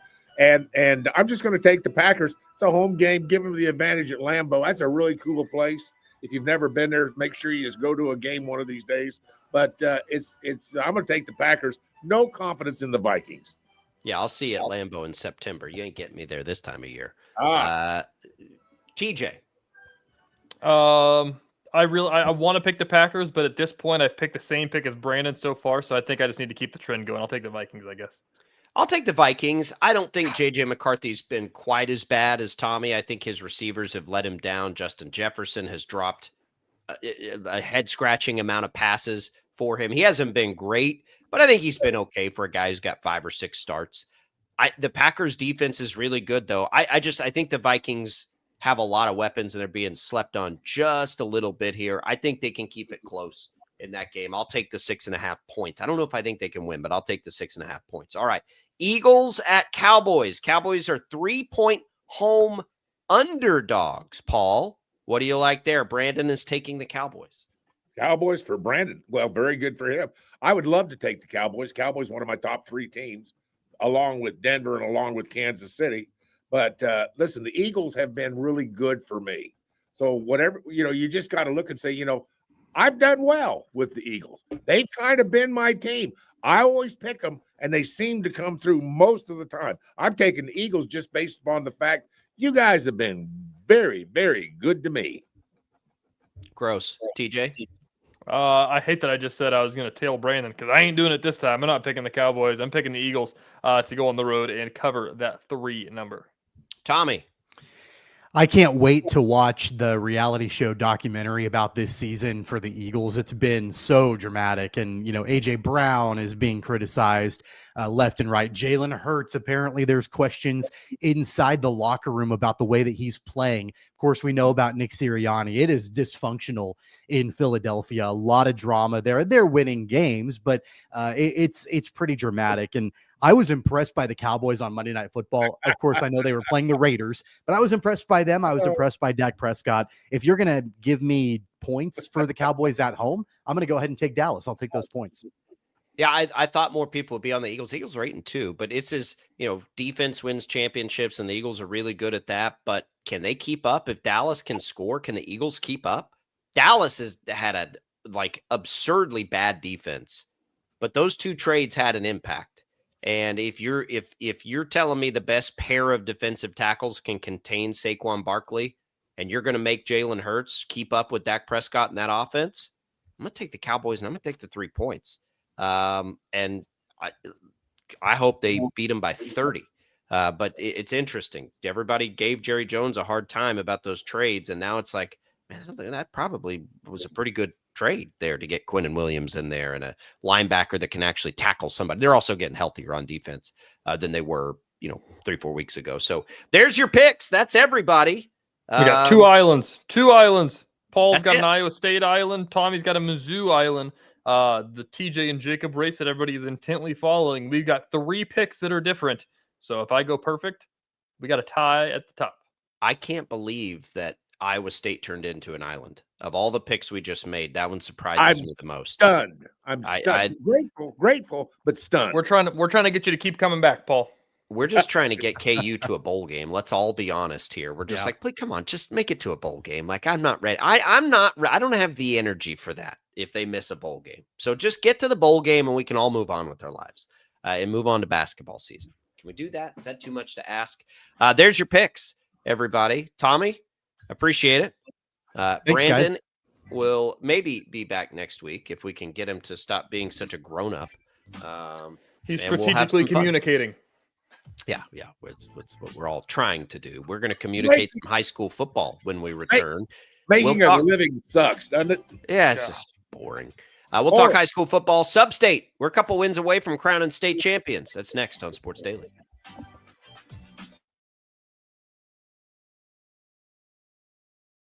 Lightning, hail, tornadoes, flooding. It's the worst of severe weather, and it's coming. Spring brings warmer temperatures, but also dangerous weather conditions. Stay up to date day or night with the Storm Team 12 weather app. You'll get accurate forecasts, so you can plan ahead and stay safe, no matter the weather. Download the Storm Team 12 weather app, brought to you by Stutzman's Greenhouse. The future of television has arrived. Next Gen TV is here with stunning video, movie theater quality sound, enhanced voice clarity, and interactive features, all upgradable for the future. Learn more at watchnextgentv.com.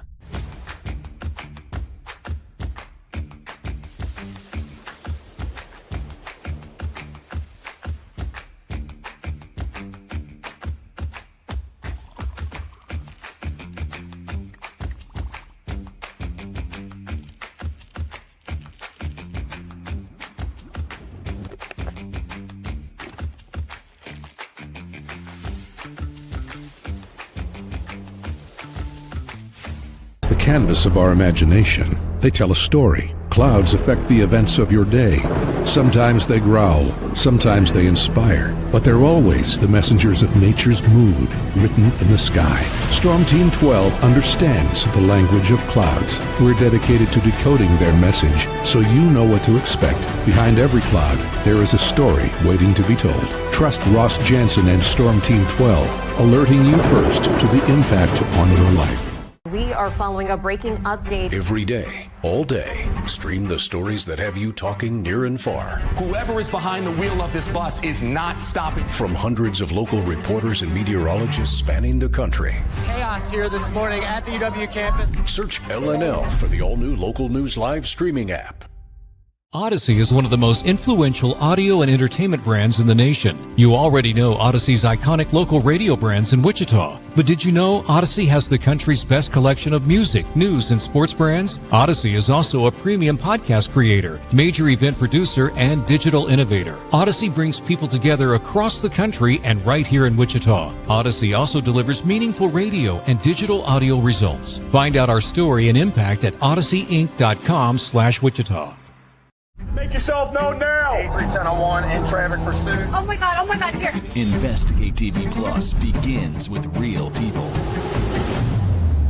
We investigate stories that impact you and inspire change every day. Something is broken. Real problems. Why are they hiding it? And real solutions. My daughter was dying in front of me. What was your reaction when he said that?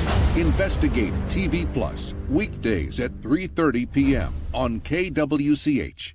Sometimes people tell us, I don't get it, it's just tea. But let me tell you, we are so much more than just tea. With 20 plus flavors of sweet and unsweet iced tea, the possibilities are endless. Come on in and try them all for free to find your favorite or get us on the go for your busy lifestyle. And don't miss happy hour every day. So the next time someone tells you it's just tea, tell them to come by and find out why we say drink tea, be happy. Jim Rome here, lighting up your afternoons on The Jim Rome Show. Catch me starting at 2 on Wichita's #1 sports radio, Kansas fan headquarters, 97.5 and 1240 KFH.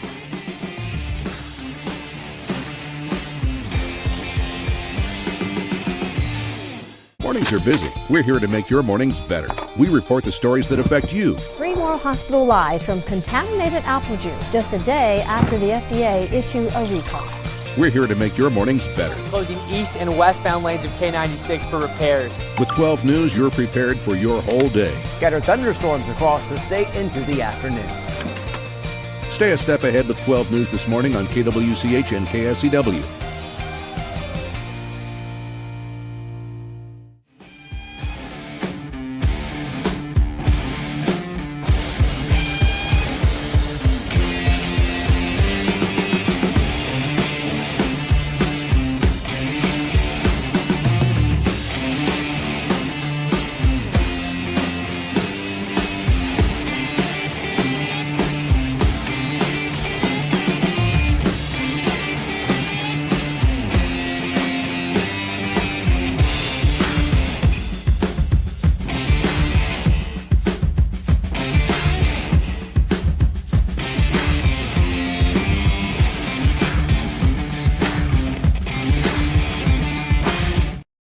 Daily is on KFH. All right, welcome back in, everybody. It is Sports Daily here on KFH. Glad to be here with you. It is a Catch It Kansas Friday, which means we're going to talk a little high school football here. We got TJ and Paul in. They are covering this thing furiously, and we are 2 wins away. The state semifinals in the state of Kansas. It's the sub-state round. And here we go, fellas. We've got representatives in all the brackets here. And TJ, we can kind of start at the top. Derby, boy, you want to talk about hitting your stride at the right time. That was quite the win against Northwest last week to get here. Yeah, here we go.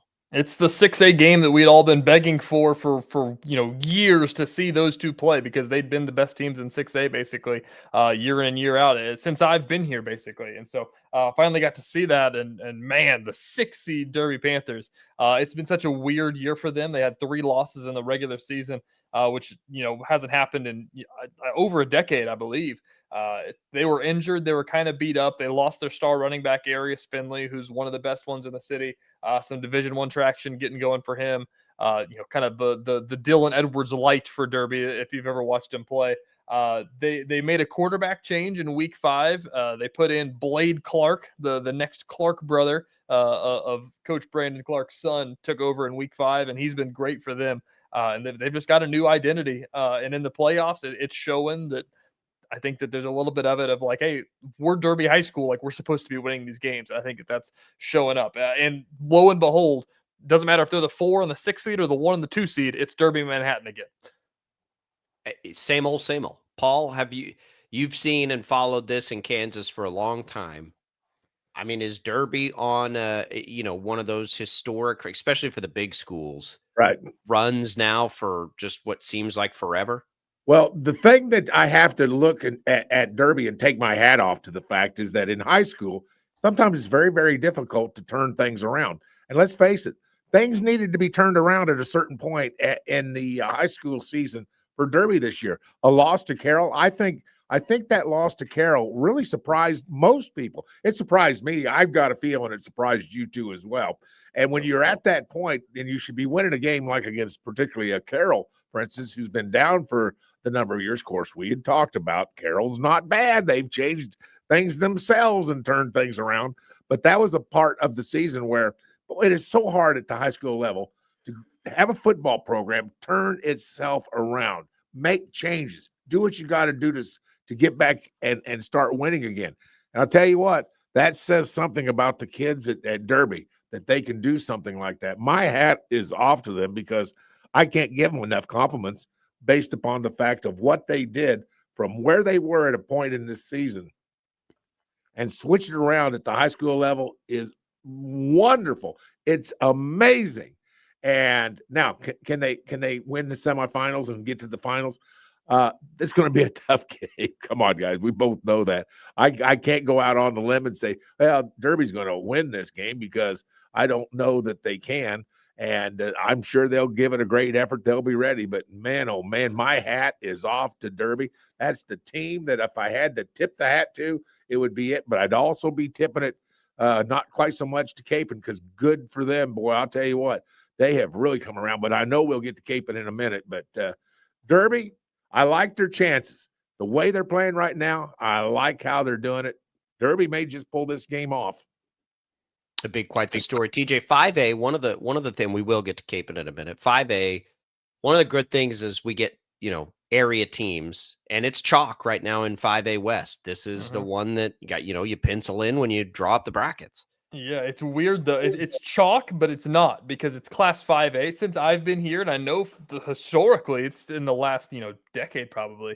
5A is the fun class, because that's like the Wichita Metros versus the Kansas City Metros, not quite the the big ones that are in the cities and everything like that. But this is where you get a lot of we've seen Mays when they were in 5A, and Capon go in this one, and Wichita Northwest back when they were still a 5A school. Carroll dominated this for a while. That's what 5A typically is. This year it's chalk. It's the 1 versus 2, but man, it's Salina versus Great Bend. Like, how cool is it to have a team in Saline County and Barton County fighting for a chance to go to a state championship game in one of the largest classifications? And man, they're good football teams. Paul, I don't remember that either, TJ, to what you're talking about. Outside the metro, getting the larger rural schools involved in a 5A sub-state, that's pretty cool. Yeah. And if I was to say to you guys at this point, what's the one team in Kansas that if you were a high school team and you had to play, what's the one team you don't want to play? And I'd say it's Great Bend. That's what I'd say. I think I'd be pretty safe in saying Great Bend is a junior college out there. That's just practically you see them on film, and I only saw them once on film. And you look at them, they look like a small college football team, guys. I mean they're pretty impressive. And anyway, this is a team that I think if you had to pencil one division, one championship game right now, you got 4 teams left in all the divisions, and you said, what's the one team you're the most confident in? I'd have to say it would be Great Bend. And I'd even say maybe Great Bend over Andale in that question. That's how sure I am Great Bend's going to win the state championship this year. Yep. That's pretty bold. That's pretty bold. TJ down in 4A, Paul mentioned it, but Capon has been a wagon this year. They have beaten teams. Here's your stat for the day. Throughout this playoff run, they've won 3 games. They've won those games 62-0, 63-0, 64-0, which is a cool coincidence. But Capon is a team that is a wagon, as you said. And, Paul kind of knew better than I because he's closer in the city league and everything like that. But, Capon was going to be good. I didn't know that Capon was going to be this version of Capon. Last year, they were a different team last year. They had Amari Elias. They were awesome. They lose Amari Elias last year. And I think that there was kind of some questions about what Capon was going to be. They fell to Wellington in the playoffs, and in their first year of 4A, didn't make the run that they're, accustomed to making. Now, they've got Ken Huff, their running back, Cal Purvis, their running back. They can run the rock like anybody else in the entire state of Kansas, Paul, and you saw it. Yep. That's right. Not only that, if I was to say what are they going to run? Well, you and I and Jacob, we all know what they're going to run. They're going to run POT. They're going to run ISO. They're going to run trap. They'll run the heck out of trap. I think that Weston Sharts could sit on the sideline and look at the quarterback and say, "Power that way, power that way." Just holler it out. You don't even have to disguise it. Just yell it out there. Tell them what you want them to run, and dare anybody to stop them. They're that good this year. So hats off to them. I sure like their chances of scooting through all this stuff. I won't be surprised if Capon brings home a state championship to the City League. All right, TJ, we go down to the smaller ranks. We all know about Andale down there in 3A. We'll see if anybody can do it against, is it Rock Creek they're playing this year? Yep, Rock Creek's one of the best 3A teams up in the northeast region. They're right outside Manhattan. Can I ask you guys a question real quick before we get off Andale? It sounds like we're going to get off. Here's my question to you guys. Could Andale win the state championship in higher levels? I talk about this a lot, and I've talked about it a lot this year. So I'll throw this out here with Capon. Can Andale beat Capon? So that's the question. This is my rankings, and people can come at me for this, but I've talked about this off the air quite a bit this year. This year, I think that there's only in our coverage area, Emporia to Goodland, there's only 4 teams that I think could beat Capon, and I think that that's Great Bend, Andale, not Capon. Great Bend, Derby, Capon, and I forgot what Mays was my other one. I don't know if they could have beaten Mays. Mays was really good. But Andale might be the 4th or 5th best team. You think Andale beats Northwest if they play? I think that's a game, honestly. And I know that sounds insane, but I think that would be quite the game. It's just such different styles. I think that'd be an awesome game. It would be tough. Andale, we do this because Andale's been so great, and we've had this exercise forever. But I do think it would take Andale being something a little different than what they've built, which isn't fair because they've built to win at the level that they play, which is to be physically dominant over everybody. But if you take away the physical dominance, which they wouldn't have at the higher levels, then it gets a little trickier. I don't know the answer to that question. I think Andale could probably. It's so weird because Capon's a 4A this year. Capon's not going to be in 4A next year. I don't know if Andale could beat Capon. That'd be a really, really good football game. But it'd be one of the two that's probably going. Andale's coming up to 4A. You said next year? No, Capon is going back to 5A. Oh, okay. Andale's still in 3A. Yeah, people are look, waiting. And this isn't unique to Kansas. This isn't unique to Andale. We do this all the time, and we did this in Texas when there were wagons like this at the lower levels. But it's so impressive. It's what has made Derby so impressive, in my opinion. Is you have to build it a certain way, and right now they've built it a certain way to win at the level that they're at. I'm sure if Andale was playing at a higher level, they would become a more modern pass the ball kind of offense, but that's not what they need to do. I don't think they would. No, that's a way of life with it. We're talking pad level. I understand, but do you think they're coming into a game against Northwest and just running it all over them, or a game against Derby? They eat them up. That's what I. It's a fun. It's a fun. I wish we could get it. I wish we could get it. It would be so. This is my hypothetical that I talked. And Northwest is the perfect example for this. Northwest is the perfect example. As Paul knows, Northwest is filled with Division I talent, and they throw the football all over the field. They have an awesome running back. Augie Fast is great. That would be a tough one for Andale to stop, but like. Andale's going to try to throw it all over the place, and Northwest is going to try to throw it all over the place. Andale is going to be in on the quarterback they're going to blitz all over the field. Like they draw things up. Like it's not the fact. And if you've ever watched them play, like if you saw the Andale football team walk into a stadium, you're like, what's the big deal? Like these guys are all normal sized high school kids. Like there's nothing crazy about that. It's because they're way strong. They're way more athletes. It's the reason they're also awesome at track. I mean, they're all athletes, but they're like in history, like they've put one Division I football player out, and it was Mason Fairchild, who was 6'4". Right. But like they're good at like Dylan Schmidt is great about like throwing blitzes at you, throwing random turnaround Statue of Liberty handoff. Like nobody knows where the ball is. I wish we could get it. I do. It would be it'd be so fun. It would be so much fun. And it wouldn't be fair to the kids, and I'm not like we should but just from a fan's perspective, that's literally what people talk about. That we're not how many people have asked me in the last 10 years, what if Andale played Capon? What if Andale played and the thing that people bring asked up, a question in the high school world as we get, and it's because they've been so flipping good. They play their JV games in the freshman game. Like they've played Derby's JV team, and they're must-watch JV games. Like that's how crazy this is. But if they win this one against Rock Creek, they'll have a tough one in the championship for them. And Topeka Hayden, everybody in up there talks about them. And I laugh because it's always the exercise about like, man, Topeka Hayden might get it done this year. And I'm like, yeah, you haven't watched Andale play, man. Like, I promise. I don't have that faith in them. That's what made that Cheney deal a couple years so ago. Crazy. I know. And it's so wild and fun and silly. Good luck to all our teams advancing here to Sub-State. We're all definitely Team West bracket from here on out. Yep. But we'll see how many champions we can crown. I think it'll be a bunch. This looks like a good year to crown champions. Big one in 2A tonight as well. Our other game of the week. We have 2 game of the weeks. Hoisington and Southeast of Saline, the last 2 teams from our coverage area to go to the state championship squaring off tonight. So we'll have lots of live coverage for you tonight on the Catch a Kansas show.